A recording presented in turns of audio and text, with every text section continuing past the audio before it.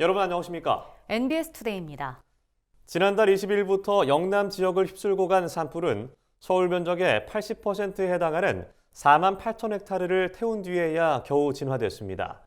임야는 물론 밭과 과수원까지 농민들의 삶의 터전이 잿더미로 변하면서 농촌의 생산 기반이 크게 흔들리고 있는데요. 농민들이 평생을 바쳐 일궈온 농업 현장이 위태로워진 만큼 일시적인 지원을 넘어 농업 생산 기반을 재건할 수 있는 실질적인 대책이 필요하다는 목소리가 높아지고 있습니다. 김수아 기자가 전해드립니다.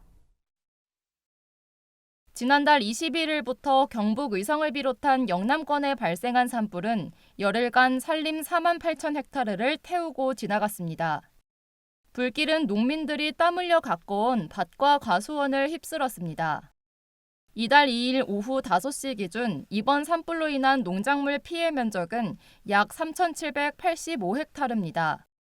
시설하우스 423동과 축사 217동도 불에 타 피해를 입었습니다.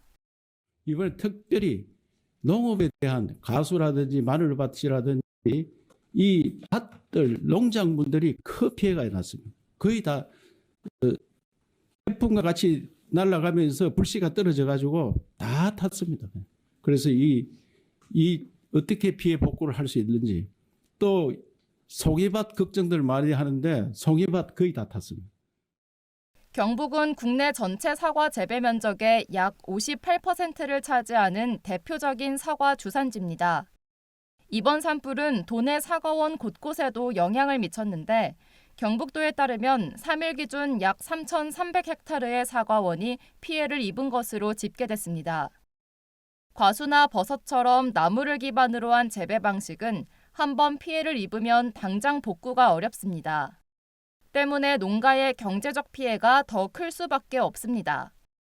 청송 같은 경우나 이쪽 영덕 이런 데는 이제 특히 소미가 발생되는 지역이거든요. 1년만 안 되는 게 아니고 뭐 한 20년, 30년 동안 안 되는 거기 때문에 이거는 이제 큰 피해가 되는 거죠.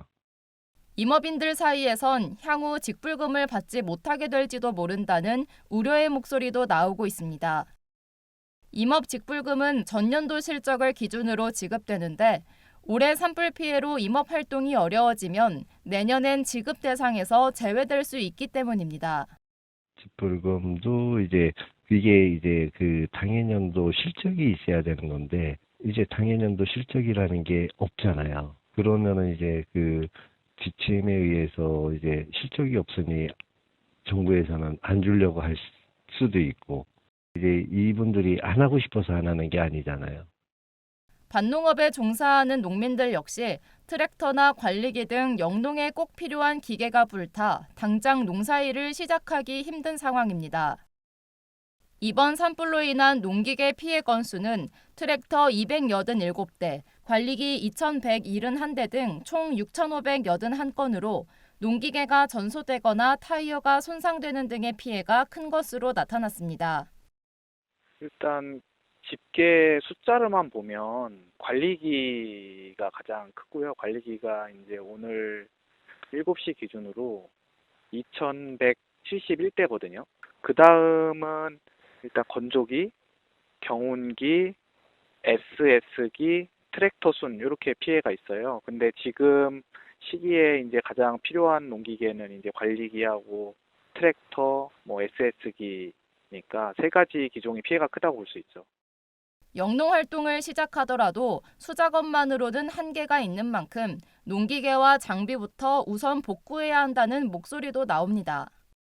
사실 제일 피해가 큰 거는 그중에서 농사를 짓고 있던 분 중에 가장 큰 피해는 본인 직도 있겠지만 농기계가 다 전소되면 농사를 짓고 싶어도 사람이 손으로 하는 데는 한계가 있기 때문에 이와 관련해 농식품부는 최근 농기계 무상임대와 농기계 수리 운영반 조성 등 대책을 발표했는데 산불 피해 복구가 완료될 때까지 이 같은 방침을 이어갈 계획입니다.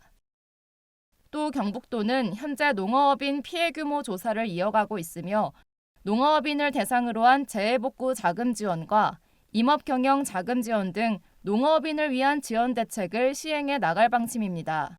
MBS 김수아입니다.